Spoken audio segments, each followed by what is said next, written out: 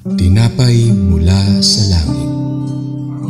A daily morning devotion with CRC family.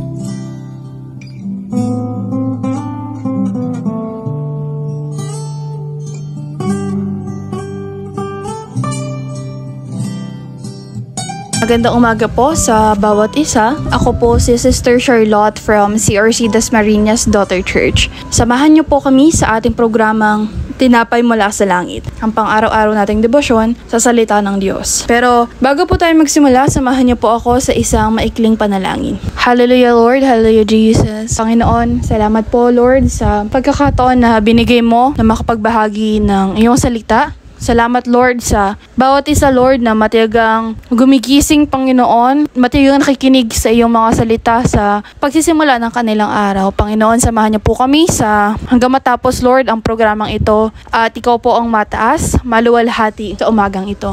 In Jesus' name we pray, Amen. Tayo po ay babasa sa Numbers o mga bilang chapter 35 verse 13 to 14. Sabi po sa Tagalog version, pumili kayo ng 6 na lungsod kanlungan. 3 sa silangan ng Jordan at 3 sa Kanaan. Ang title po ng mensahe sa umagang ito ay pinamagatang The Placement of the Cities of Refuge. At sa talatang ito, nagtatag ang Diyos ng 6 na lungsod ng kanlungan upang masiguro na ang sinuman o anuman ang kanilang katayuan o lokasyon ay maaaring makapunta sa mga ito.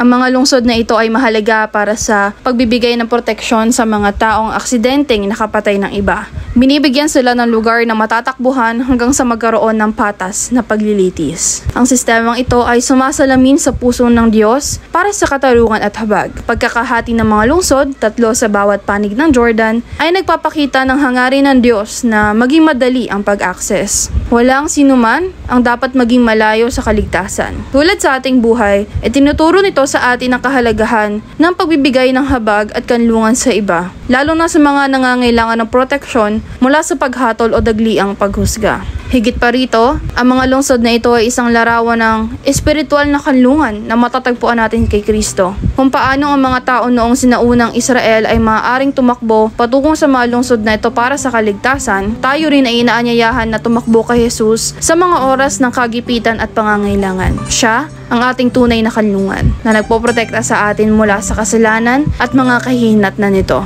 Ang talatang ito ay nagpapaalala sa atin na maging mapagpasalamat sa palaging pagkakaroon ng biyaya ng Diyos at ibahagi ang parehong habag at kanlungan sa iba na nangangailangan. Dito na po nagtatapos ang maikling eksplanasyon ng talatang ito.